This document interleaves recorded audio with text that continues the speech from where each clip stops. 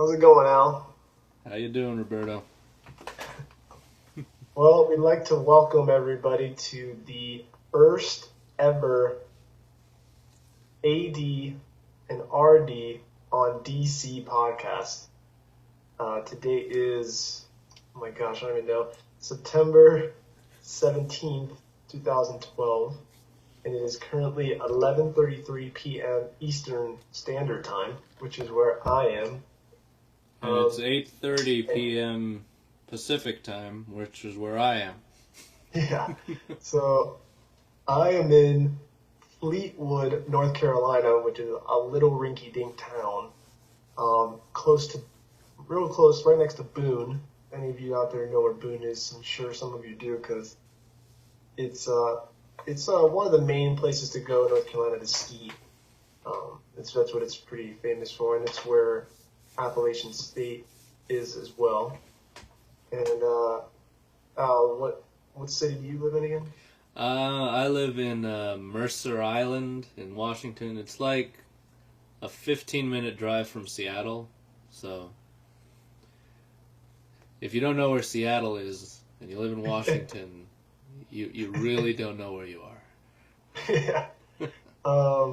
Just to let everybody know, we're actually cousins, first cousins. Our dads are brothers, and we both love DC comics and comics in general, but mostly specifically DC. I guess today's episode, since it's our first one, we're gonna kind of just share with you how we even got involved in DC, or what the heck made us like it, and get into it. How did we get introduced to it? And what has sustained us, or sustained our attention on it, I guess you could say. So I guess I'll start just because I kind of want to tell you guys how we even started this. It's kind of funny because what's kind of funny is that Al and I actually lived together from fall 2007 to about August, September. When did you graduate from Full Sail? I think I graduated in 2008. It was November. Okay, so fall 2007 to fall 2008, pretty much. And we lived together in an apartment, 2-bedroom, and watched a lot of Smallville, 24, a lot of other things. But we never thought to do this when we actually lived together, which is kind of ridiculous, because we should have. Would have been a lot easier. Yeah. But it's all right. Right now we're using the awesome technology of Apple FaceTime. We're trying it out. And so anyways, what gave me the idea of doing this podcast was kind of funny. Since The Dark Knight Rises had just come out, I was so hyped for this movie. Me and Al actually saw The Dark Knight together in Orlando in IMAX twice. I'm pretty sure we saw it twice, yeah, because we saw it with our friends, and then we went with my parents when they came to visit. Yeah. And it was amazing. And so when this third one was coming out, I was just so excited, and I was trying so hard not to read any spoilers or anything that could spoil me, but I was checking up on anything I could that wouldn't spoil me, and I was just obsessed with it, pretty much. And so after I watched it, I was like, okay, now I can listen to all the interviews, and I can watch all the behind-the-scenes things that they have online and all this crap. So I found a podcast by Kevin Smith, who I'm sure all of you out there will know, and if you don't, Look him up. Good. Yeah, look him up. He's a director, writer. He's mostly famous for Clerks and Mallrats and and most recently Red State. But anyways, so I was looking for reviews on Dark Knight Rises, just to hear what some of the critics out there are saying and stuff like that. And so I came across this podcast that he does called, and yes, I'm going to plug it for him because that's how I roll, but his Batman on Batman. You guys should check that out if you like podcasts because it's pretty cool. He has a different guest from the Batman universe pretty much every week, which is awesome. And so anyways, I caught this one on YouTube, and he was just he basically retold the entire movie of Dark Knight Rises. And it was awesome hearing him talk about it, getting choked up about certain scenes, and it's just funny. But anyway, so I heard that, and I've just been listening to different podcasts by him, and he's been just encouraging different people, go ahead and, we have the technology now to make movies. If you want to make a movie, just put it out there, whatever. Do podcasts or whatever. So I thought, who do I know that likes to actually talk about comics and superheroes and stuff? And, my dad will talk to me about it, and he's interested, but he only goes so far with it. My wife will only go so far with it. And so I was like, oh, my cousin Al, we both love the DC world and superheroes. So I was like, I called him up and I said, hey, dude. And by the way, Al's, I'll let him when he starts talking about himself, but he is a film student, or he was a film student. And so I know he loves doing these kind of things. And I said, Al, how would you like to do podcasts? And I actually texted him about it and was like, dude, I think we should do a podcast because we like talking about superheroes, and I like listening to people talk about superheroes. And so I was like, why don't we just do it ourselves? And like Kevin Smith said, why not? We have the technology to do it. Let's do it. So that's kind of how this started. And we said, okay, well, let's try it. And so this first episode is pretty much just us telling you who we are and why we're doing this, and what we like who our favorite heroes are. And next few episodes are going to be about specific characters from DC, specifically the Justice League. We're going to dedicate a hero to each one of those episodes, to a whole episode. And we're going to try to do this every week. And probably keep it close to about an hour long. Maybe it'll go over on certain times or whatever, but that's our goal. And we're gonna work as hard as we can to get it up so you guys can download it, so we're not just recording ourselves, talking to ourselves, and that's it. Nobody else hears it. But hopefully some people will find it interesting and want to share in the conversation. All right, so saying that, that's how I thought of the idea, and I was so for it, and he was like, yeah, man, let's do it. And so we're doing it. And so that's pretty much how we got here. So saying that, I got introduced to DC at a very young age. I as far as I can remember, I remember Superman being the first hero from the comic world that I was introduced to. It was because my parents, especially my dad, showed me the original Richard Donner, Christopher Reeve Superman, and that movie just blew me away when I was a kid. I honestly thought, this guy can fly. This is freaking real. And I just wanted to be him immediately. And what's cool is later in life I found out that my dad and me and Al's grandfather actually went together, father and son, to see the original Superman in Miami, which is where I'm originally from, Florida, South Florida.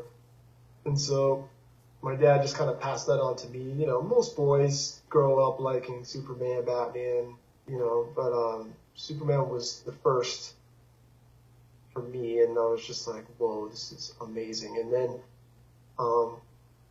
after that, it was Batman. After that, it was, because those movies, my dad, by that time I was born in 83, and those movies were made mostly in the 70s, so, once I was a kid, all Superman 1 through 4 was already out, so I got to see the first one, and then all of them, and I was just like, oh my gosh, 4 movies, this is insane. And so I must have watched them 1,000 times. Knew every line, everything, would dress up as him. It was ridiculous. There's pictures and everything. We'll probably post them later. I'm sure though we will put them up somewhere somehow one day. Um, and then after that, it wasn't purposely. Well, I'm just gonna like DC characters. It was just these were the characters that were, I think, the most popular in pop culture at that time. And it was next was Batman. I think it was 1989, was it? The Tim Burton, Michael Keaton Batman. And even before that, my dad used to show me the Adam West Batman Robin series of Batman, and even that I loved. I mean, I was even as campy and as kind of corny as some people will see it now. Like back then, it was, as a kid, I was just like, this is so cool, and it's got this car that does everything, and it's just like, and then Michael Keaton movie, I was like, oh my gosh, this is awesome, and then from there, after those movies, then I went kind of through phases. I mean, Superman was always my number one.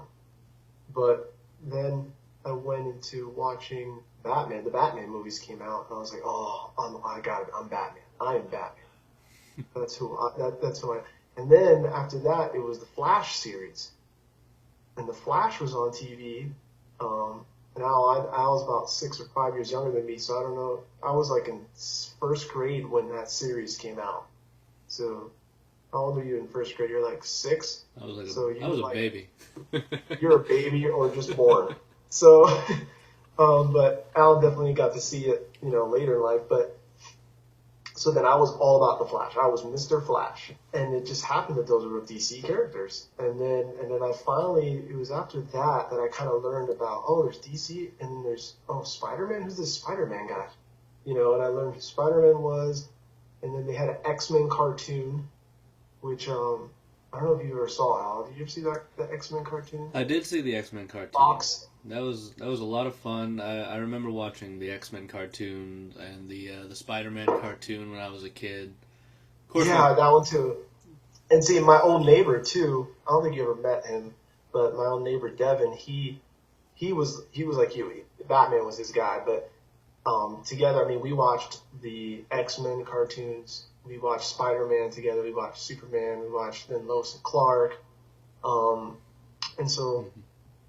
Even though like I went into a little bit of Marvel, I just loved the whole superhero genre. I wasn't one of those guys that was like, I'm not going to look at anything that's not DC. But just DC is where my heart was, and so that's where I always come back to. And so, I mean, actually it's funny, I wanted to tell you this, that like a week ago or something, for some reason, the X-Men cartoon song popped up in my head. And I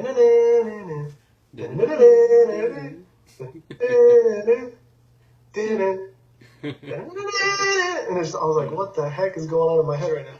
But it was so funny because I was like, oh my gosh, I remember that cartoon. It's awesome. Because that was like a serious cartoon. It wasn't like, they didn't really try to be funny or anything really that much. It was kind of serious. But anyways, so Superman, Batman, and the Flash, and then Flash went off, and then Lois and Clark came on, and then that got me loving superheroes again. I was like, oh, jeez, this show is awesome. And then after Lois and Clark went off, it was kind of like, crap, there's nothing anymore. And then I think after that, it was I remember, then I was in middle school, and I was a basketball player, so I was mostly into that and hanging out and whatever. And then it's almost blasphemous to say this on this show because this is DC, but really what got me into in superheroes again once I was in high school was Spider-Man 1 with Tobey Maguire. And I remember it was because it was a scene in the movie where he used his Spidey speed or whatever, but everything was slowed down kind of thing. And then he could hit or something like that. I don't know. It was a cool camera trick scene, kind of like Matrixy. And I was like, oh, this is so cool. Once he got bit, then I think there was some bully in the school was about to hit him or something. Do you remember that? And he kind of just went, whoa, and he kind of dodged it. He could see the punch coming slower, and then he could dodge it and move out of the way. And the guy got all mad at him and was like, what the heck, whatever. And then right after that is when Smallville came out. And I remember seeing the quick promos for Smallville, and I was like, oh man, that looks cool. Like they just show. I remember the first teaser ever of that show. I don't know if you ever saw the first teaser, Al, but it was all you saw. All they showed was meteors quickly falling, and then they showed a cornfield in the dark, and then like something running through it, and it said Smallville coming this fall, and I was like, oh my gosh. And even though I saw that, I remember saying, oh my gosh, that's gonna be awesome. And then I forgot about it because it was a few weeks till it was coming out, and then I saw the Spider-Man movie, and I was like, oh, I want to watch Smallville now because that's, And then watching that first season, there was a scene where it was the episode with the Bug Boy kid, and he was in the barn and he like jumped down and he was gonna like jump on John. Oh no, he jumped down and pushed Jonathan off the little balcony there, and they slowed it down. Everything was slow, like Jonathan was falling slowly, and then Clark was running at normal speed and jumped over the thing and then could catch him. And I was like, oh my gosh, they're gonna use this kind of like technology in the show. Like that's just like how it was in the Spider-Man movie, like this like Matrix type stuff. And so that's what kind of got me back into that. And then Smallville was on for 10 years and I just was in love with it. And then obviously the Nolan movies are like Batman Begins just kind of blew me away and just kept me loving it. And, as far as comics go, I did have comics as a kid, but I wasn't like a huge comic reader. I wasn't a huge reader, period. That's probably why too. But I always loved them, and when I had them, I would read them. If somebody gave them to me, I would always read them, but I never actually actively went out to go and buy one. I kind of want to start doing it again because I found a comic book store where I live now. But yeah, so anyways, that's kind of my story on DC. And now with the new Man of Steel coming out, I can't even fathom it right now. It's just, we'll talk about that later, but, so anyways, yeah, so that's me, that's Roberto here, kind of telling you guys where I come from as far as DC world, but, I do like the Marvel comics and I appreciate them too. Stan Lee is awesome, but just Superman and Batman are my guys. They always will be, and to me they're the two big dogs, and everybody else comes after that pretty much. But anyways, I'm gonna Al, why don't you go ahead and tell everybody where you how you got into DC, because it's so cool that we're related and we just happen to both like DC. Yeah. My story is almost like yours. I started off, I was born in like the very late 80s, so I missed a lot of the movies while they were coming out. I have them all now, like on Blu-ray, but I didn't watch them when they were coming out. So pretty much my love of the superheroes started with the Batman animated series. I watched that when I was a kid. Oh, and, yeah. That was like the most amazing thing I could ever watch. Like, everything else that was on was inconsequential in comparison to Batman. So, obviously, my favorite superhero is Batman, and it's hard. Like, a lot of people nowadays love Batman, but they only love Batman because of the Christopher Nolan movies. And I love that they're into Batman, but I wish that they would have liked him beforehand, so they would have like had a better basis for their fandom. Well, can I ask you something real quick? Do you remember how old you were when you first started watching the animated series? Probably when I was like 4 or 5. It came out about the time that my little brother was born, back in '92, and I was like, that's right. I was like 4. So okay, so I was like in 3rd or 4th grade, and I remember me and my neighbor was the first one to show me that cartoon, and it was just like, oh, this is awesome. But sorry, So go ahead. yeah, but I probably started watching it when I was like 5 or 6, and that's already when it was well into like it was starting to be syndicated. The first season or two. Um, so after the animated series, I didn't really have too much exposure to that many superheroes because I came in like I didn't watch the Flash series. I didn't know about any other type of superhero thing. Maybe once in a while, whenever the Superman movie was on TV, I think my dad made me watch it one time, and I liked it, but I couldn't remember it afterwards. Uh, so I was actually more into like a whole bunch of Disney stuff when I was a kid because even though I was old enough to watch stuff that was better, More mature, more yeah. mature, more my age, I had a little brother and sister, and I had to keep falling back to their level of maturity whenever I had to watch something. Uh, Uh-huh. so I ended up rewatching a lot of Disney movies for a while. It wasn't until I was probably like 10 or 11 when I started getting back into Batman because they started syndicating it again on the WB network on Saturday mornings. Started watching the Justice League Unlimited, Batman Beyond. Batman Beyond was amazing for me because it was like it was still Batman, but it was different. It was something new. Hmm. Um, so I was loving that. Oh, and the Static Shock series that was on for like 2 seasons. And my favorite episodes were the ones where they would incorporate other Justice League characters into the show. Uh, Yeah, that was awesome.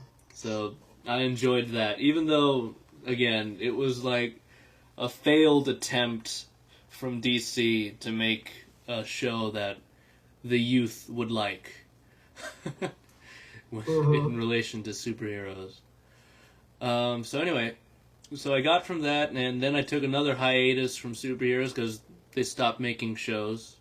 The Justice League went to Cartoon Network, and I just didn't know that it went to Cartoon Network. Yeah, hate so, when that happens. um, so I took a break from superheroes for a little while. I remember watching the Batman movies at that time when I was like 11 or 12 or whatever, The Tim and Burton ones. yeah, the Tim Burton ones, and those were fun. And I think that my favorite thing around that time was when Batman Forever came out, and it was like not only was it Batman, but Jim Carrey was in the movie, so that was like comedy plus Batman, Yeah. and I loved that. A lot of people will say, "Oh man, Batman Forever, that was like a terrible movie. They hate what that guy did to him." Well, yeah, but Forever was all right. It was Batman and Robin that really like tanked. And, Yeah, and the funny thing is, because those came out when I was still like kind of a young kid too, like Batman and Robin wasn't even that bad to me when I first. I remember going to see it with my dad and being excited to go see it because I was like, wow, all these stars are in it, you know, like they had Arnold Schwarzenegger, and I had loved it. I grew up watching the Terminators, and I loved him in Terminators and a bunch of other movies. And he you had was in it, and George Clooney and Uma George Thurman Clooney and and Chris O'Donnell came back as Robin, and Uma Thurman as Poison Ivy, mhm. and just like all these people are. And actually, you know, I don't know, you probably do know this, but I was telling Kiri the other day, my wife, that we were watching Smallville, and that John Glover, the guy that plays Mhm. Lionel Luthor on Smallville, played the crazy doctor in Batman and Robin that helps juice up Bane. I don't know if you realize that, but if you go back and look, I, he's in that, and I'm like, I what watched the? that movie one time, and that was all I needed to watch that movie because I didn't want to watch any other Batman movies other than the original three after watching that fourth one. Yeah, It like yeah, killed my love of Batman for a little while, and that says something. yeah. that speaks volumes for how terrible that movie was in retrospect. Mm-hmm. um, but yeah, so after that, it was pretty much another hiatus. Went to Florida to visit my cousin one day, this guy over here, and he was like, "Have you seen Smallville?" And I'm like, "What? I don't even know what that is." Which like, was just heartbreaking to me. It was during, I think I went over when it was like in the 4th or 5th season. That's when I visited you, and you were like, "Oh, well, you gotta watch this." So you had it on DVD. I watched the episode with the Flash. I remember that the first what a episode great with episode the to Flash. start with. And after watching that, I was like, okay, I guess I can watch this show. So I told my parents about it, and they were like, "Oh, all right, it's a Superman show. That sounds pretty cool." So we ended up, as a whole family, just watching the show every week, religiously. That's right. And so, of course, I had to backtrack and get the other seasons before that one that we watched, so that we can know what the heck was going on with some of these characters. Yeah. But yeah, so that was a fun thing. I got back into superheroes from there. It was Superman, and then we had like Superman was on TV, Batman was in theaters. It was a good time. Mm-hmm. Yeah. And then that Superman movie came in the theaters, and we were like, "Oh, all right, there's gonna be a Superman in the theaters again." And I remember the first time I watched it, it was fun. The first time I watched it, I enjoyed the movie. I thought, "Oh, that's awesome, Superman." And It's back. Superman's back. I got to see him save a plane, doing Superman things. And then after subsequent views, I was like, you know, this isn't as awesome as the Batman movies.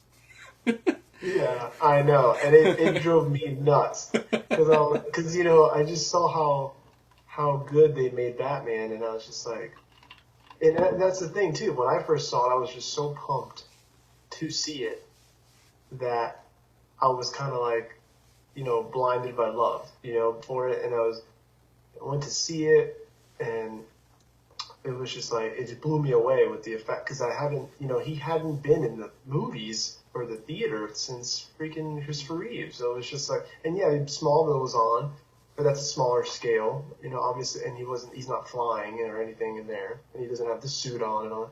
So, and that plane scene they could have literally turned the theater off after that scene, and that would have been good. I was so blown away by that scene. I was like, oh my gosh. And then he's in the baseball stadium, and that's like his intro coming back to the world. It's just awesome. But yeah, after watching, hearing other people bash it pretty much, and I was like, jeez. And then I had to be objective and listen to it just as a movie. I guess, Mm-hmm. and I was like, yeah, I guess they could have, yeah, you're right, you didn't really fight anyone, you got the crap beat out of him by Lex, and then He lifted up a giant huge island, mountain of kryptonite. Huh? Giant mountain of kryptonite. He just flew into the sky. It's supposed to kill him, and he somehow was able to fly an entire island of it off of the Earth's surface into space. Yeah, and then I realized, because the thing is, when I was following that movie so much when they were making it, I was following every step, because they were putting out little video diaries. Like Bryan Singer was putting out a little diary that was of the movie as they were making it and stuff. I was like, oh, this is gonna be so awesome! It's gonna be so awesome! It's gonna be so awesome! And then, it didn't even occur to me that, oh my gosh, it didn't fight anyone. There wasn't, it was very slow, a lot of it. Superman himself had if you watch back, it's very little dialogue from him. Mm-hmm. He doesn't really talk that much in that movie. And all of a sudden he has a kid. Yeah, and then the whole kid thing, I was like, whoa, okay, well, and at first I was like, okay, I'm defending things about it. I'm like, well, I guess they're trying to update it, I guess, a little bit, and whatever. But Trying to make it a sequel like off of Superman 2 as if 3 and 4 never happened. yeah, that's where I was going with it. Yeah, like at first I thought it was cool that he was trying to do all these homages to Richard Donner and stuff like that. But then after it came out, I was like, yeah, I guess, and of course when you get to hear the John Williams theme again, you get pumped up. You're like, oh, but but that's what's making me so excited about the new film is that they're starting from scratch and they're just like, okay, we're gonna do what we did for Batman and make it as real as possible. But before we get into that though, is there anything else you want to share about you? Not so much. We got a lot to cover. There's a lot of stuff in the DC universe that's been going on in the last. Holy crap! There's a lot of stuff that's been going on all over the place with the movies, and CW is coming up with a few shows soon, and I mean, we got a whole bunch of stuff ready and raring to go. Yeah, so let's jump right into it. So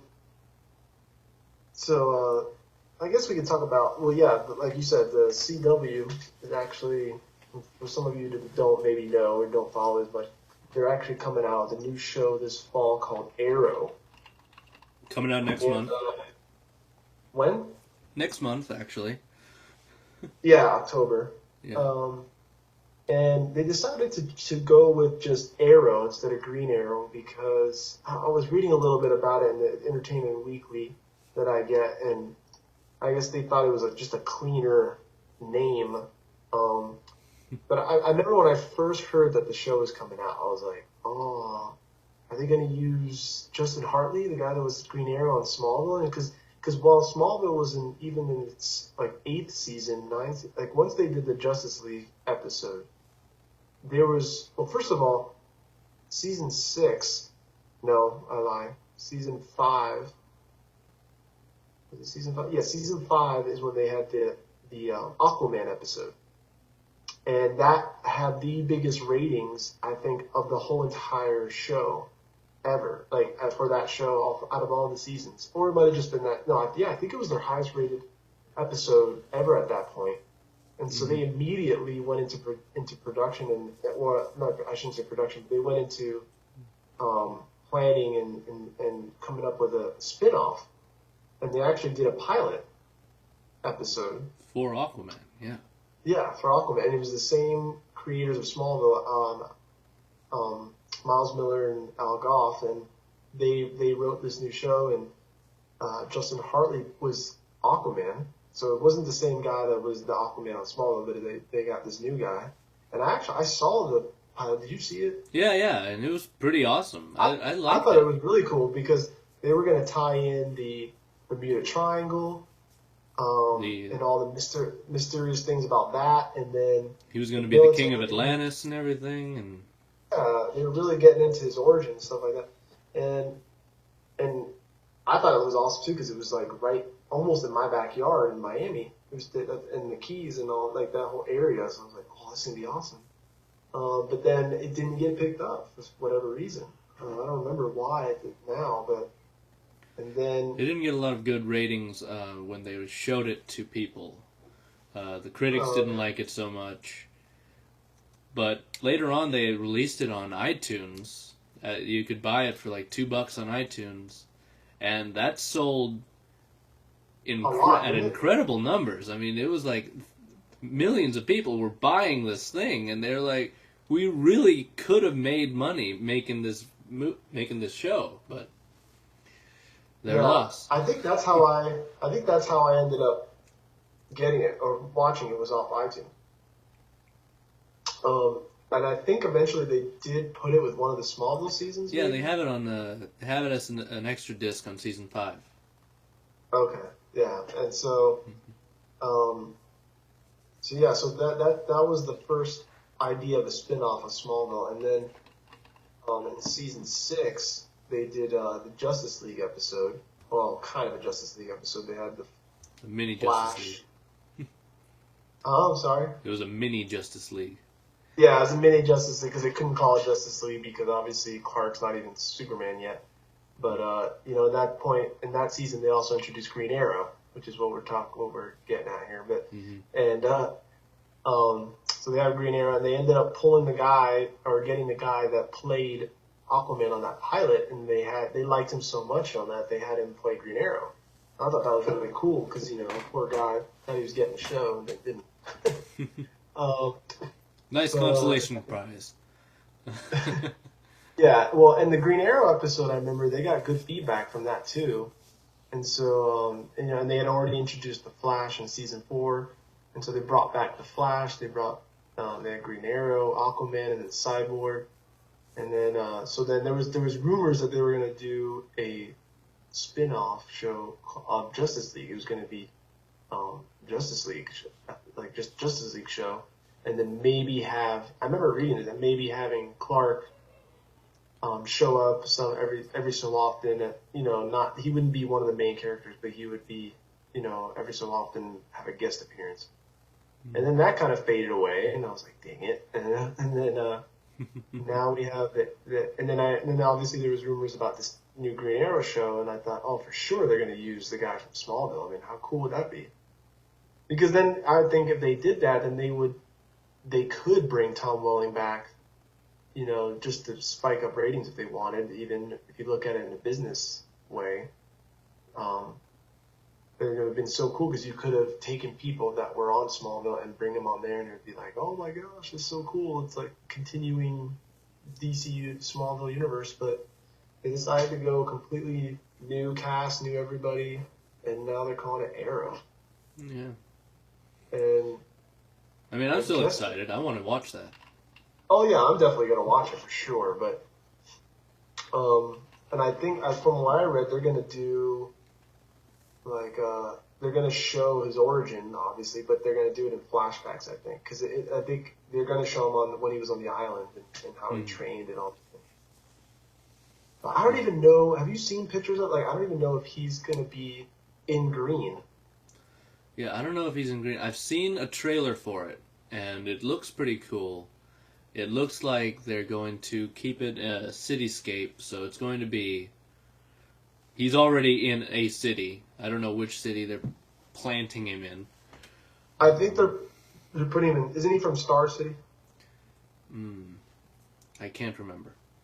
But... Yeah, this is horrible. We don't even know.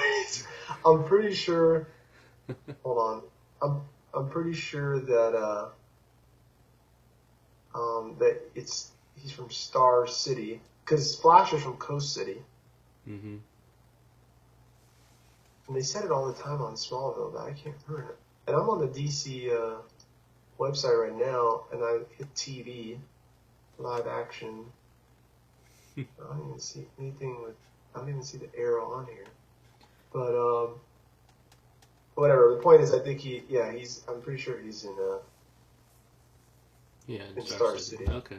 But yeah, I don't know if I've seen the actual trailer for it, but I saw clips. Like they have some clips on IMDb that you can watch, and in those episodes, in those clips, I think they showed him in a hood one time, and because the other clip was like him beating up a couple guys or something.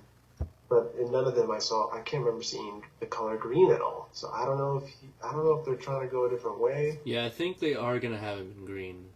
Oh, and it's Starling City. Starling City? Starling City, yeah. I'm looking at the CW website. Okay. And that's what they say. They say that he's going to be the same character. He's going to...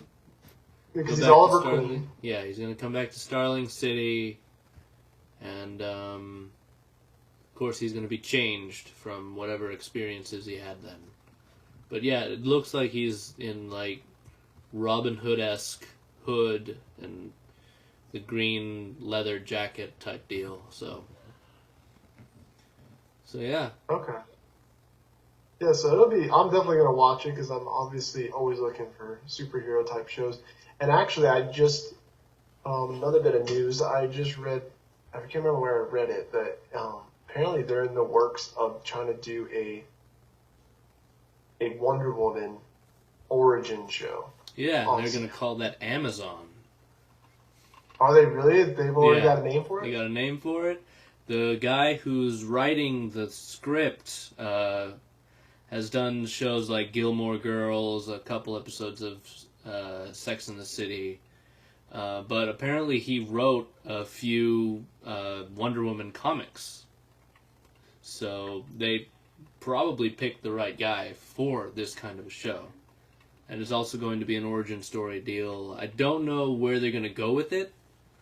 They might go a Buffy the Vampire Slayer type show where it's just this teenage girl fighting a bunch of monsters and dealing with being a teenager. But hopefully they'll tie it in with her being like on Themyscira with all the Greek mythology. I hope they. The thing is, it's cool, but I just hope they don't. I mean, I get the whole idea of watching them be. Like, I just hope they don't copy completely the formula of Smallville, just because they did that. So I don't mean, but at the same time, they there was a Wonder Woman TV show. They actually they did a pilot and everything like last year, I think it was, and it was for one of the major networks like NBC or ABC, and it was so bad they didn't even air it. Yeah, it failed miserably. They have about 90% of it online somewhere, and you can actually watch it if you search hard enough for it. And actually, the girl that was playing Wonder Woman, she was on Smallville. I don't know if you remember. She was in season 3 finale, and yeah.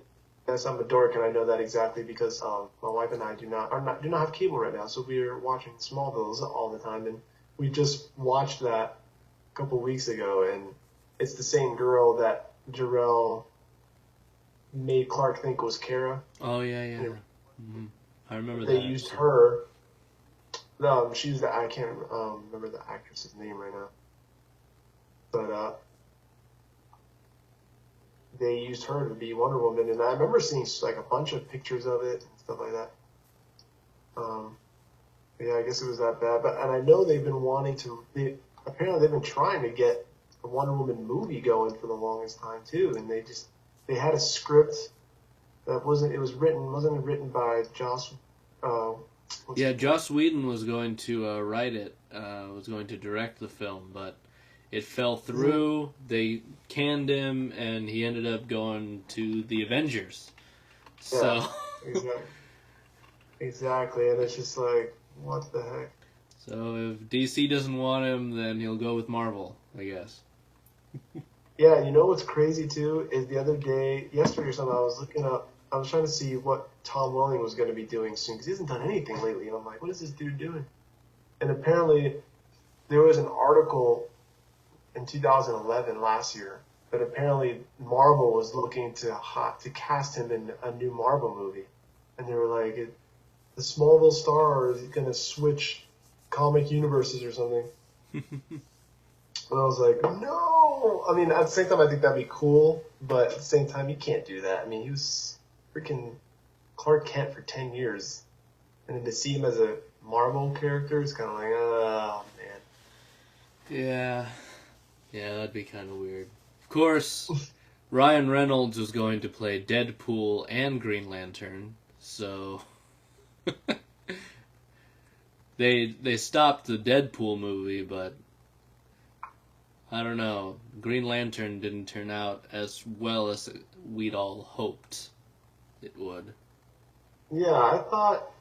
Yeah, I mean, I finally watched it this summer, and it was all right. I mean, it entertained me for half of the movie, and then to me the end was the worst part. Like the whole movie leading up to it was all right. I was getting into it, but then the climactic battle at the end that it's supposed to be just was like nothing to me. It was just like, really, this is it? Yeah. And the bad guy wasn't really, the villain wasn't really the greatest thing to me either. I was just like, It was kind of a cop out. Yeah. Which is why they're rebooting the whole thing. I know. It's just, and which is kind of like, I guess where I want to, where we can go from there, what we can get into now is the DC's whole choice to do this. Like they wanted, obviously, Marvel's kicking their butts as far as putting out all these heroes, and already having a hero movie together, buddy hero movie, Avengers, which I still haven't seen, which I'm going to watch. I am going to watch it. I know some of you are going to be like, how dare you? But I'm sure a lot of you have watched it if you admit it. But it's coming out on DVD soon, Blu-ray, so I'm definitely going to have to watch that. But what do you think? I mean, we talked about it a couple weeks ago, which is what also gave me the idea of doing the podcast. We were talking about it. Because there's all these rumors that Man of Steel, which for some of you don't know, which you should know by now, because they showed a teaser trailer of it right before The Dark Knight Rises. And and just for some of you who don't know, Zack Snyder's going to direct it, who's directed Watchmen and 300, Sucker Punch. I think Dawn of the Dead was his first big one. And he's directing. It's a screenplay is written by David S. Goyer, who's the guy that wrote the script for Batman Begins, and he's helped write all three of the Batmans, Nolan's trilogy. And then so he, basically from what I found, is that he came up with a story for Superman. He kind of ran it by Christopher Nolan and said, look, I got an idea for a movie, Superman movie, you want to check it out? And Christopher Nolan fell in love with it. It was like, wow, this is a good idea, this is cool. And then he, added his 2 cents, and they came up with a story together, or they ironed it out. And then Christopher Nolan decided to produce it with his wife, and they chose Zack Snyder to do it. And I remember when I first heard that Christopher Nolan was producing it, I was like, oh my gosh, it's gonna be amazing. Because I was so happy with what he did with Dark Knight and Batman Begins, and so I was like, oh man, it's gonna be awesome. And I remember being happy and sad at the same time, because I was like, he's producing it, probably not gonna be directing it, because I knew they were trying to come out with Batman 3 or a third Batman movie, and I was like, he's definitely gonna, how's he gonna do both Batman and Superman at the same time? So when he picked, so then I was like, okay, well, who's he gonna pick for director? Who's he gonna pick for director? And he picked Zack Snyder. I mean, I'm thinking, my first reaction was like, oh, 300? He knows how to direct fights, whatever, it's going to be cool. And then I started hearing all these things, people bashing him and stuff because of Sucker Punch was not the greatest movie. I saw it, and it was all right. I mean, I don't know, some people wouldn't even say it was all right. Some people would say it was trash.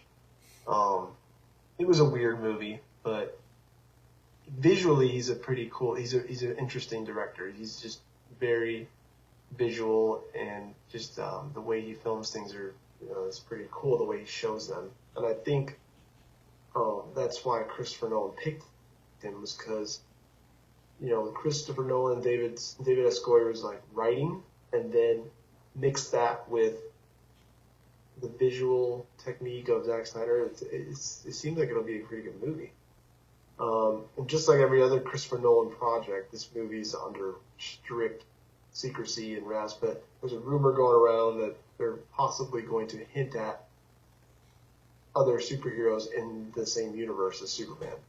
I'm just like, oh man, how are they going to do that? And I've been reading all these things that I read an article of 10 ways they could somebody wrote an article on 10 ways they could introduce other DC characters, and some of the ideas are really cool. I thought, this person said some subtle things, some direct things, maybe just a mention of Gotham, or a mention of Coast City, or a mention of that, mentioning a city, or after the credits having somebody come on the screen or something.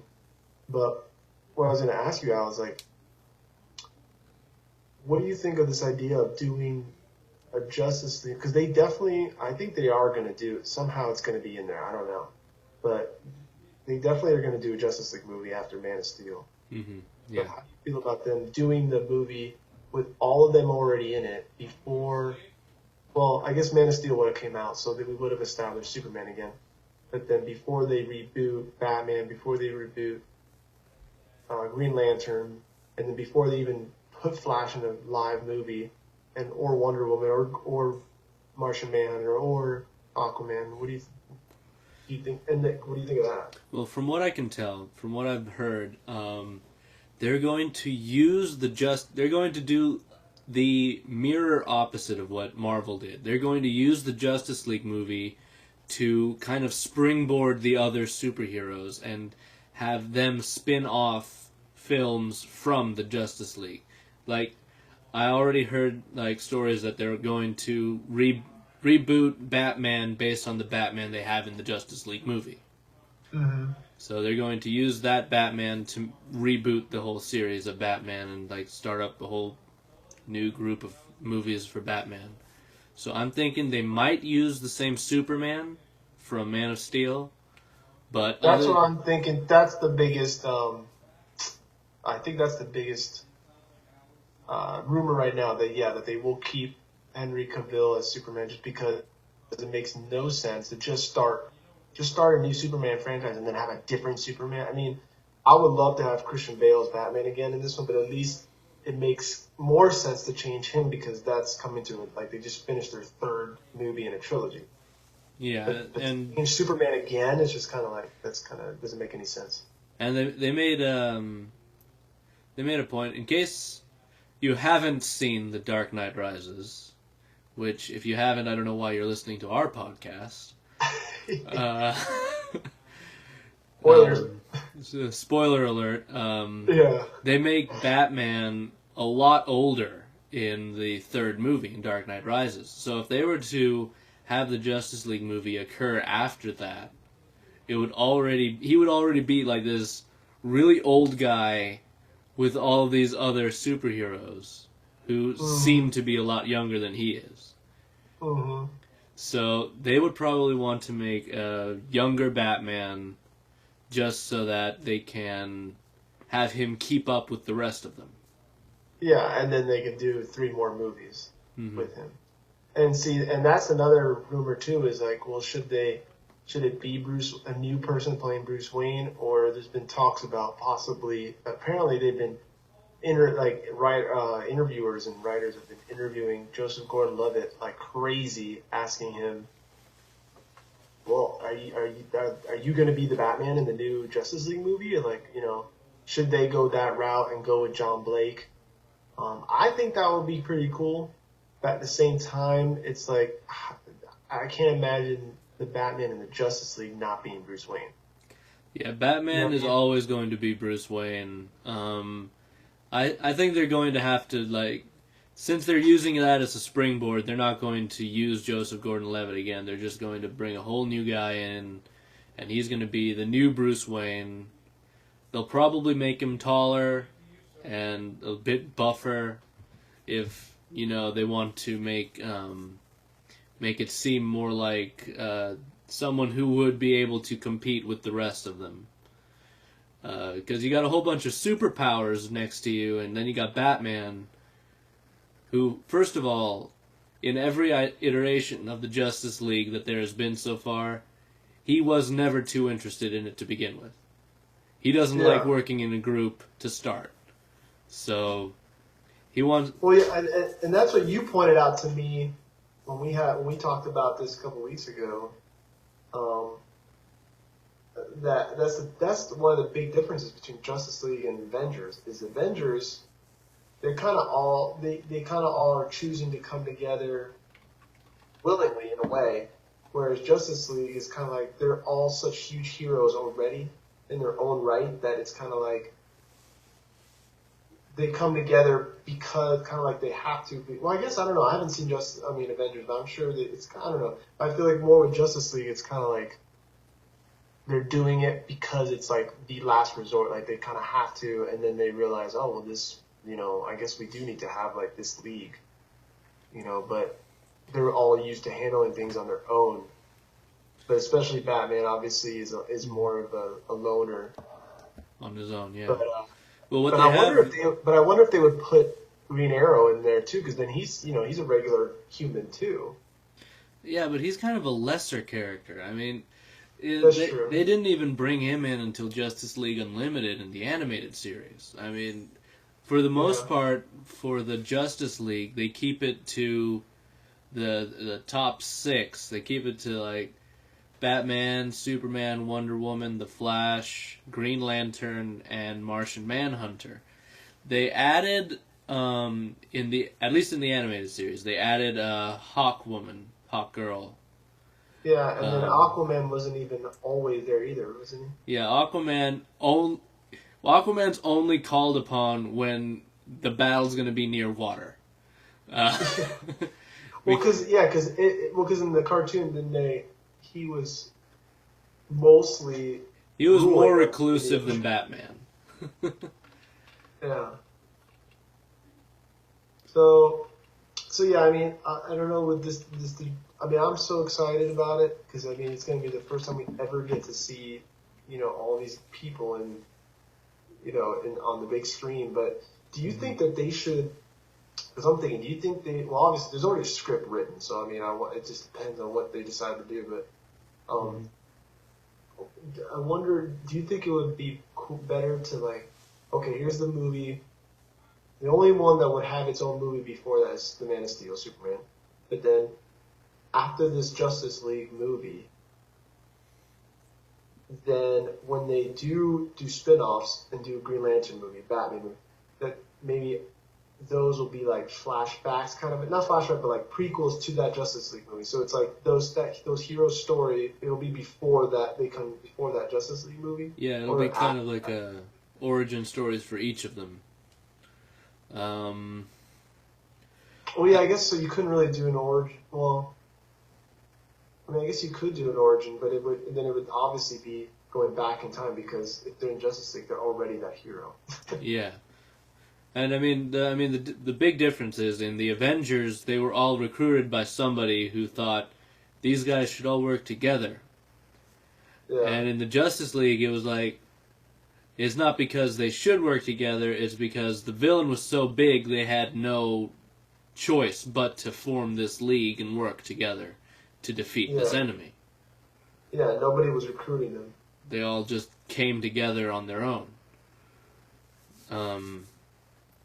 So I think the only way that they can do a proper Justice League movie is with a big enough villain. And the biggest villains are usually from Superman. Like, you got Brainiac, and you've got Darkseid. You need a big villain like that in order to necessitate all of those superheroes coming together at the same time. Yeah. And I think they would have to do, like when they do the spin-off movies of the other characters, they would be kind of prequels to that Justice League movie because you get to see, we got to see Flash on there, another show movie of how he became Flash. I mean, they're doing it. They're even doing it now. Well, I guess X-Men and Spider-Man are not owned by Marvel Studios right now, but I know they're doing another Wolverine movie. Apparently, like they're doing another. I don't know if it's origin again, but it's another Wolverine, and it's almost like a reboot, but they're still using Hugh Jackman. Well, then it'll probably not be an origin because they already did the origin story, but it might just be like extra stories, like or sequel. Other stuff that Wolverine did. Yeah, this is the other stuff Wolverine did. Crap you didn't know about Wolverine. Exactly. But yeah, I'm excited, and A couple things I wanted to touch on here.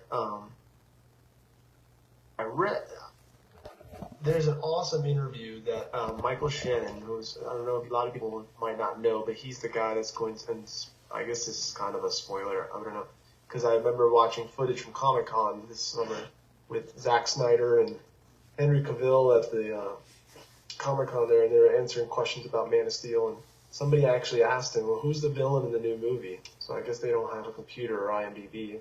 I don't know. Because pretty much everybody should know it's gonna be General Zod. Anyways, so they're interviewing Michael Shannon, who's the guy playing General Zod, and he says, and they put it, obviously in big quotations, that he said he called General Zod in this movie a badass mofo, and that just got me really excited. Because I'm like, oh man, because they asked him, I said, we get more from Michael Shannon, blah, blah, blah. Previously, Michael Shannon mentioned working with Henry Cavill as well as describing the movie as a blockbuster, and now he talks General Zod. And so they asked him, well, okay, what kind of General Zod are we going to see? And he says, he's a general on a planet called Krypton. I don't know what to say about Zod. It's shrouded in secrecy. Long pause. He's a badass mofo. Michael Shannon told Yahoo Movies.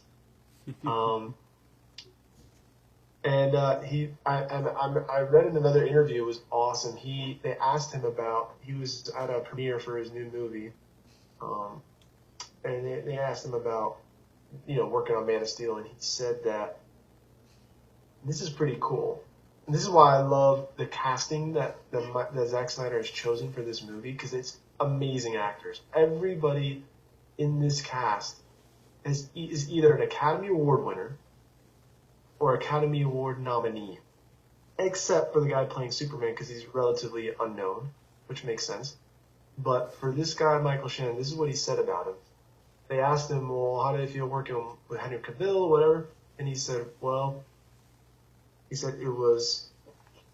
never. And this is the guy that Michael Shannon's worked on a bunch of films, and he's on a TV show called Boardwalk Empire. And he's like, I've never worked with anybody in this business that works as hard as Henry Cavill.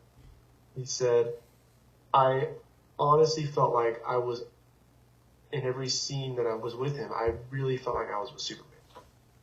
He's like, he worked really hard on this role, and that just got me so excited because I was like, oh man, because he just said that that he really is just poured himself into the role. And I remember even at the he said an awesome comment at the Comic-Con talking about Henry Cavill. He said, I just really wanted to. I'm doing this for you guys, for your fans. I really wanted to do the character justice. I want to. He's like, I know all of you fans are, he goes, I know all you Superman fans, you're there through thick and thin. No matter how bad or good movies have been, you're there. You're fans. But this movie is also for those people that aren't the diehard fan. We're hoping to get them to be interested in Superman. And I was like, oh man, that's going to be awesome. And Zack Snyder just said that, their goal with this movie is to make Superman as relatable as possible, because so many times before he's so not relatable as much because he's this big, powerful being, and he can do all these things, so it's hard to relate to him. But in this movie, Zack Snyder's goal is to make the audience think, well, what would I do if I were Superman in this situation? Like, that's what he wants. What would you do? And the fact that Christopher Nolan helped create the story, I know it's going to be as realistic as possible, which is cool because that's what he did with Batman, So that was one thing I wanted to kind of talk about. That's the cool interview with Michael Shannon, General Zod. And then recently, Amy Adams, who's playing Lois, they interviewed her, and I've been looking up for months now, and finally now she's talking about the movie. But apparently, this is kind of a spoiler, which I don't know if you want to hear it out, but it's not a big deal. But apparently, they asked her, well, what can we get? What are we going to get from your interpretation of the role, and she just said that, they allowed her to really create something new. I mean, she's still going to be like a pistol, she says. She's still going to be like the tough girl Lois kind of thing, but she's not going to be as competitive with Clark, apparently, at the Daily Planet. And like, but apparently she said that she does a lot of running, and she carries around a laser, some kind of laser gun. I'm like, what the? So now the rumors are going crazy around the web of like, is it going to be like something like what Superman gave Jimmy in the comics, where he gave him that watch, where he can just kind of click the beeper and it calls him. Yeah. The Superman so, beeper. Yeah, so that's kind of interesting. I was like, oh, I wonder what that's going to be. That's something I wanted to share with everybody, and that's some news on the Man of Steel. And as you guys know, there's 2 trailers. There's the Jor-El trailer with Russell Crowe, which makes it just epic. Mm-hmm. And then there's the Jonathan Kent one with Kevin Costner, which just makes it, I think that makes it a little bit more human. And it's just like, it's kind of cool because it's basically saying to him, well, no matter who you're going to be, good or bad, you're going to change the world. And I love the first thing he says on that teaser is, you're not just anyone. I was like, oh man. And apparently the footage that they showed at Comic-Con was a lot more scenes, and it made one of the guys in the audience cry. Like, he stood up to ask Zack Snyder a question, and he was sobbing. He's like, I'm sorry, this is something I've been waiting for my whole life. Finally, showing Superman the way he should be or whatever. And that same guy was actually on one of Kevin Smith's podcasts. Mm-hmm. And because Kevin Smith said that he went to Comic-Con. Well, he always goes to Comic-Con every year. Yeah. But one of the main things he wanted to see was the Iron Man 3 footage. And he said it looks awesome. But he never mentioned Man of Steel. And I'm like, how is Kevin Smith not going to mention? How did he not see the Man of Steel footage there? But then this guy stood up and told him about it, and Kevin Smith's like, oh, they showed the footage? How did it look? And the guy was like, unbelievable. He's like, I have to admit, it made me cry. And I'll share one more thing, and then if you got something else you want to share, Al, that'd be awesome. But I don't know if you've seen, I don't think I told you about it yet, but you should Google or YouTube Hans Zimmer's interview that he did at I think it was the London premiere of Dark Knight Rises. And it was one of the big premieres. And they asked him about Man of Steel. And for those of you who don't know, Hans Zimmer is the composer. He did the music he's like the new John Williams as far as I'm concerned. Like, he's taking up that mantle, I think. Even though John Williams is still going strong. He still does every one of Steven Spielberg's movies, and he's in his late 80s, I think. But Hans Zimmer is definitely, I think, the torch is going to him now. But he did all the Batmans. He did Pirates of the Caribbean. He did Last Samurai. He did, recently he did Sherlock Holmes. So he's done a lot of movies, but he's going to be doing Superman, Man of Steel, which just makes my heart flutter. And they interviewed him, dude. They interviewed him, and they asked him about Man of Steel, and he was like, yes. He's like, I get to work with Chris pretty much again on this movie, but he's like, I'm terrified because I love the John Williams music, and he's like, I'm almost tempted to just call him up and say, you want to help me with this? But he said he's got some ideas, but he's like, usually I always have ideas immediately when working on a movie. And he said with this one, he doesn't have like specific ideas on what he wants to do yet. And so the interviewer said, well, have you seen any footage? Trying to get some out of him. And he's like, yes, I have seen some footage. And he's like, well, what can you tell us? And he's like, I'm not falling for that. He's like, I can't say anything. And the guy's like, oh, come on, just what can you? Is it good? And he's like, and you could tell when you watch it, you could tell that Hans Zimmer's like he doesn't want to say. And then he smiles and he goes, okay, I'll give you something kind of look. And he says, it's amazing. amazing. And I'm like, oh. And they also asked, there's another interview where they asked Michael Shannon if he had seen footage, and he called it mind-blowing. And there is one more thing I'm going to say. I know I'm rambling on here, but I'm so excited about this movie. It's ridiculous. I mean, we got Maximus, Euryticus, whatever, from Gladiator, being Jor-El. We got Robin Hood playing Jonathan Kent. We got Morpheus playing Perry White. Amazing. Oh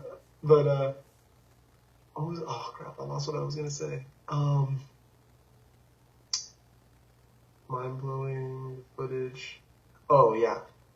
I read somewhere that apparently there's a scene in this movie, I think I might have told you this, Al, where apparently, I can't even say it, it's so amazing. Superman, and because this is going to be really horrible if we don't see this in the movie, and it's just a rumor, but apparently Superman is going to rip off the ground a building, like a tall high-rise or something, or maybe a skyscraper, rip a building off and use it as a weapon in a martial arts way, or a martial arts... Like a martial arts style. Yeah. Yes. And I'm like, what? He's going to use a building as a martial arts freaking weapon? That's just insane. So, I don't know, guys. This is something I'm really excited about. Hopefully, it'll live up to everything. So far, everything that I've heard and seen and read is that they're doing amazing work with it. And the fact that they pushed the date back, it was supposed to come out this December. But then Warner Bros. Wanted to push it because they wanted it to be in the summer, a summer release, and then they wanted to release The Hobbit first. Yeah, you don't want two major blockbusters competing for views, tickets. Yeah. So the fact that they pushed it back, because it pretty much filmed almost the exact same time Dark Knight Rises filmed. I mean, it went a little bit longer because they started a little later. But the fact they have all this time to edit and everything, I'm just post-production, I'm hoping that it's just going to live up to everything. And I hope that it'll be at least, and what sucks is I think a lot of people are going to compare it to Dark Knight Rises, but I think that's not fair. I think we need to, if we're going to compare it to anything, it's Batman Begins. Yeah, it's going to be an origin, and hopefully what everybody that works on it is saying, that how amazing and mind-blowing and incredible it is, that hopefully they're not just talking out their butts and yeah, trying to sell it. Just trying to sell that's the thing. You got to take it with a grain of salt. It's people that are working on it that are saying it. So, but I'm hoping that it will be at the least as good as Batman Begins. Which was a really good movie. Yes. So I'm excited about that, but we're going on an hour and 13 minutes here, but that's okay. The first premiere episode of AD and RD on DC, but is there anything else you found on online or anything, Al, that you want to share? I haven't really found anything. I've been kind of busy. I'm moving soon. I'm gonna be coming out of Washington back to California. I'm gonna try to get back into my back to my film roots.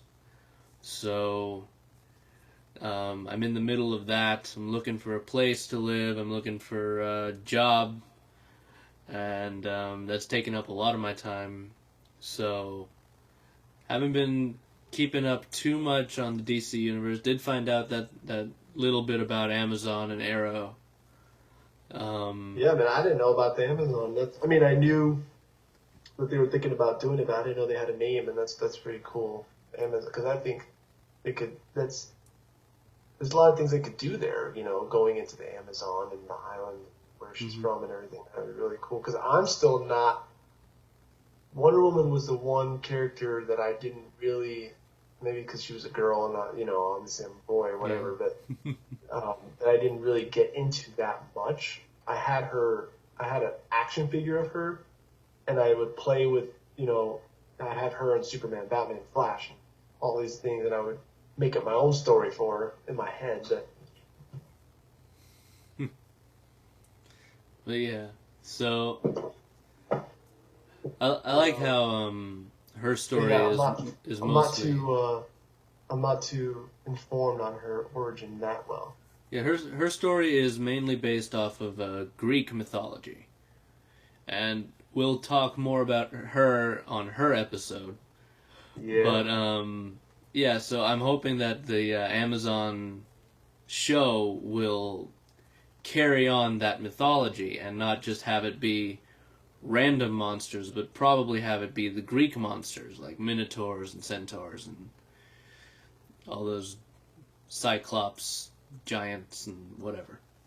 So, But see, what I'm wondering, maybe you can help me out with this. How are that's what I'm wondering. How are they gonna incorporate those things with modern times? Like, you know what I mean? well, supposedly, their island, the island that they're on, is separated Mm-hmm. from the world and is like surrounded by some sort of magical force field so that nobody knows where they are. So even if it was, even if it is modern times, they will be so far removed from the rest of the world that it wouldn't matter. It would Okay. still But be. they're still on Earth, right? They're still on Earth. It's just some random island. It's probably one of the Greek islands. But it's just some random island that is separated from the rest of humanity because it's an island full of only women. Yeah, And I know that much. and they don't want to be they don't want anybody else on their island. So It's a they say matriarch? matriarch society, yeah, where it's all ruled by women and Yeah. they only use men to breed pretty much, and that's it. Yeah. But on the island they have like supernatural powers. They live a lot longer than normal people.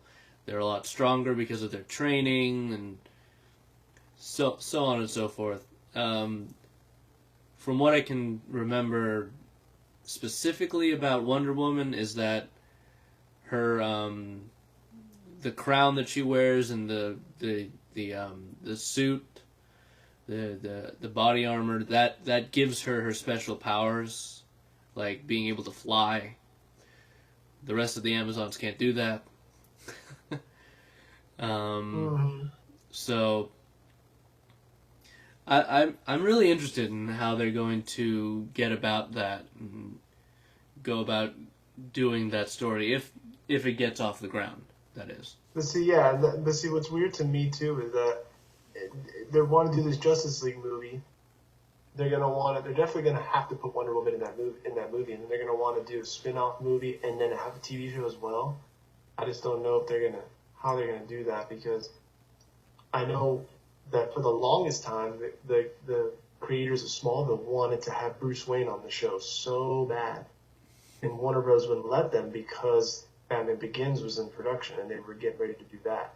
Mm-hmm. And so they didn't want that to clash with that. So, and I don't know if you remember the character Adam Knight. Mm-hmm. He was in the third season. He was the one that had the weird liver disease, and he was like Lana's boyfriend for a while. Mm-hmm. Originally, that guy was going to be Bruce Wayne. Like during that season, they were going to introduce Bruce Wayne in that season, but then Warner Brothers said no. And they also said no to Wonder Woman. They wanted to bring Wonder Woman on, and they said no because they thought they were going to do the movie. And that's why they didn't name the Flash as his character. They made him Speedster Impulse. or what? They call him Impulse. Impulse, yeah. But in some comic news, in comic book news, I don't know if you heard, Al, but in their new Justice League issue, they apparently, this is like big news. Mm-hmm. They are now in the new storyline. Superman is no longer with Lois; he's going to be with Wonder Woman. Oh. And I don't know if you've seen that picture. I have seen pictures of that, yeah. Yeah, and I actually saw they had a video of the artist Jim. I think it's Jim Lee. I'm probably people are gonna kill me if they know I don't know his name. He's like a very popular artist in the comic book world, and I know his last name is Lee for sure. And they showed there's a video of them showing him drawing the cover of it. It's really cool. And then they lapse the time, and they show like all the progression all the way up to the sketches to the coloring. Mm-hmm. And it's really cool. But yeah, apparently now they're going to. But I could swear seeing that image when I was little in a comic book somewhere of Superman and Wonder Woman kissing. Like that was, to me, I thought that was already a. They probably made it a one-time thing, but not like an actual storyline. Yeah, I guess, yeah. Because I know that in quite a few of the Justice League, they made Batman and Wonder Woman kind of an item. So Yeah, I remember that. That was pretty cool. I thought that was, yeah, I was reading comments that people had written on here, on this site, and that was, somebody had said that they liked the idea of Batman being with Wonder Woman. They thought that the fact that, like, she's from that I said it wrong. The matriarchal society, that she would actually be involved with a human man. Mm-hmm. And of course, it's Batman. If you're gonna. Yeah. Who else would you choose among the human race? But, he's a very desirable man.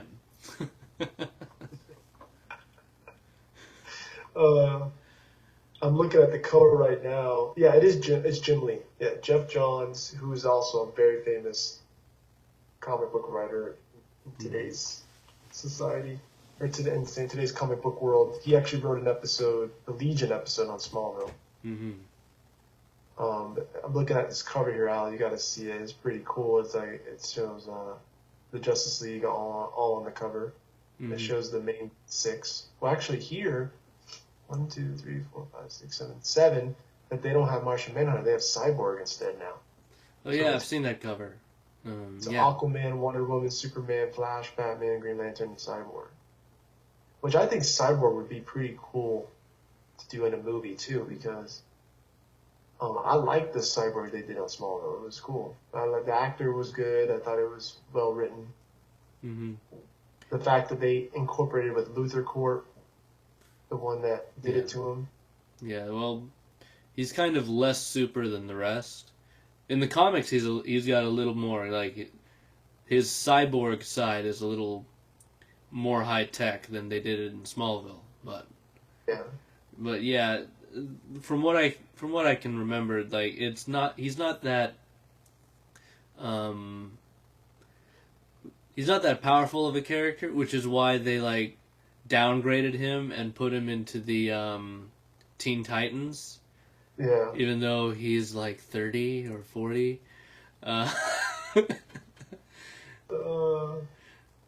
It kills me every time I think about it. It's like, isn't he supposed to be some old dude? Why is he in Teen Titans?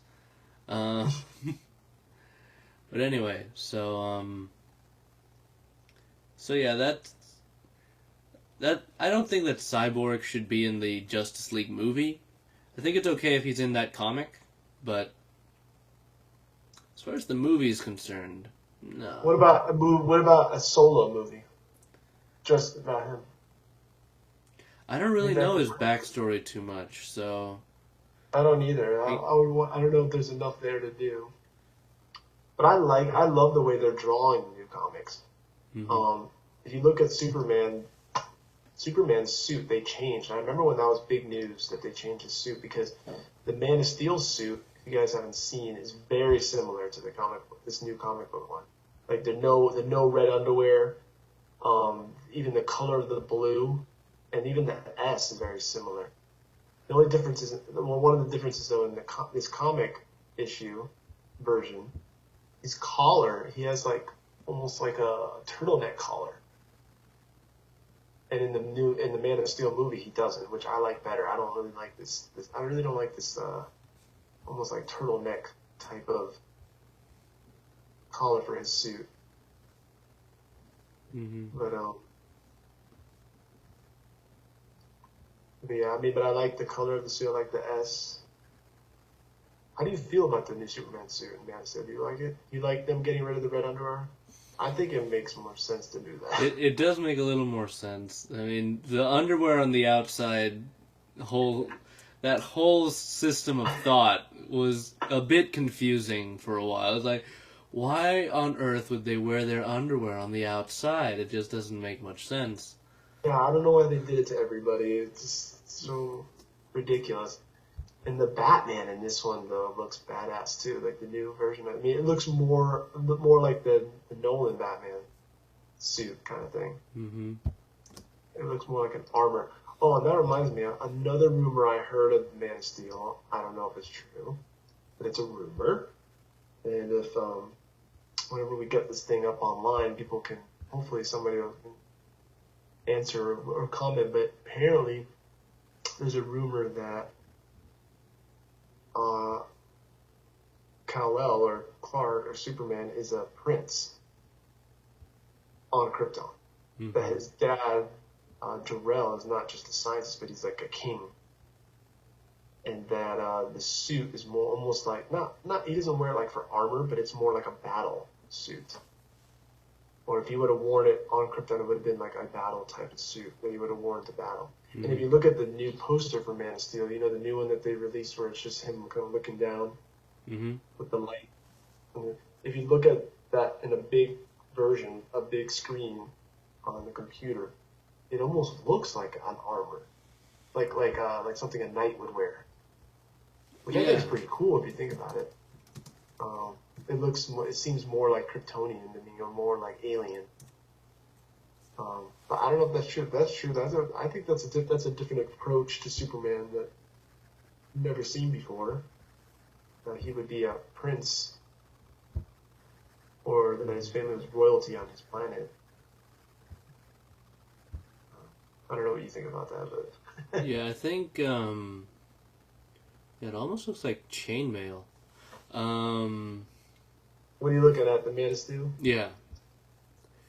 And it actually looks like it could, because I was always like, it was always a question, like, why would Superman need such an elaborate costume?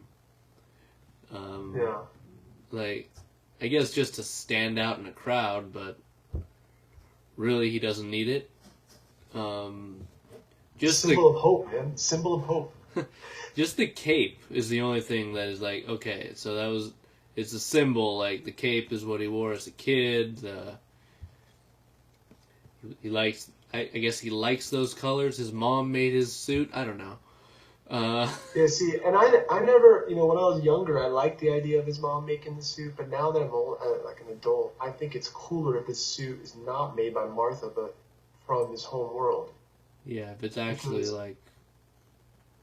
Yeah, because if you think about it, it makes sense that they might go the whole royalty way here, because if you look at it in the big version on IMDb, it looks very kingly. Because, kings and queens back in the day, I feel like they wore robes, these huge robes, or even like cape kind of things. Mm-hmm. It almost seems like he could be almost like royalty.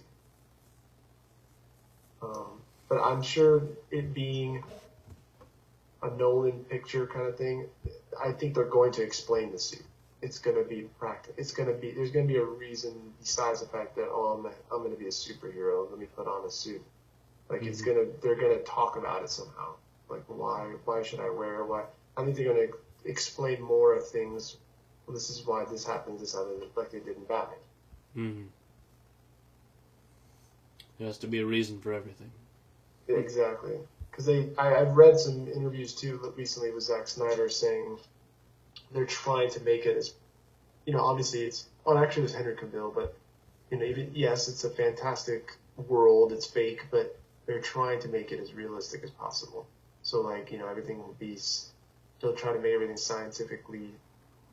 sound. Reasonable. Or some scientific basis on why he can do this and do that or whatever.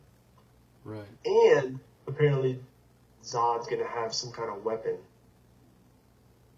I don't know if you heard about that. Mm. there's some rumors of what kind of weapon he's gonna have, but it's almost because like apparently there's shots of Michael Shannon in a motion suit, like that kind of like what you would wear when they do video games. Like when he was filming, he wore like a suit that could be later CGI'd. So he's gonna have some kind of thing on his hand or something, some kind of weapon that's like attached to him or something. I don't know. That'll be crazy. Mm-hmm. Like Kryptonian weapon. Maybe it is an offshoot of Brainiac. I don't know. I don't know. We'll see. We'll see we'll see what direction they'll go with when the movie comes out. Well, I'm just dying to see an actual trailer because the first one was such a tease. I mean, literally they showed nobody else in the movie but him. And the only other person they showed was Kevin Costner in that picture that he looks at. Yeah, and they don't show Lois. They don't show Harry. They don't show his parents. Nothing. No villain. Just him being alone. To me, it's like they're trying to show him feeling alienated. No pun intended, but very out. A loner, like an outsider. right. So apparently they're going to show the first theatrical trailer when The Hobbit comes out. And that'll be awesome. Yes. I'm actually really looking forward to that movie as well, the Hobbit, because I love the Lord of the Rings, and that looks like finally we're getting back to another long-winded fantastical story. Yeah, because it's only one book, right? And they're going to try to stretch it. First, originally they were only going to stretch it into 2 movies, and now apparently they're going to stretch it into 3. Really? They're gonna make it 3? They're gonna make it that long? I'm pretty sure. It's only 1 book. They could have kept it at 1. The Warner Brothers is desperate because Harry Potter's done, Dark Knight's done, so they need. Obviously, now they're gonna have Man of Steel, and now The Hobbit. They gotta stretch out. So. You gotta have something last for 3 movies. Mm-hmm. I just don't want them to go the Disney route. Stretching something out to the point that it really shouldn't be stretched out any further. Yeah. But yeah, so there's some exciting things going on in DC for sure. I don't know if you heard, but there's going to be a new Batman cartoon coming out. And it's called Beware the Batman. Mm-hmm. Or Beware Batman. Something. Beware of the Batman or Beware Batman. And it's Kevin Conroy, I believe, is not doing the voice. It's a new guy. But apparently they're going to, the whole direction of it is more of the detective Batman. I can see that. He's still obviously gonna kick butt and fight and stuff, but they really want to center on his detective skills. Mm-hmm. Which is pretty cool because I don't think they've really done that.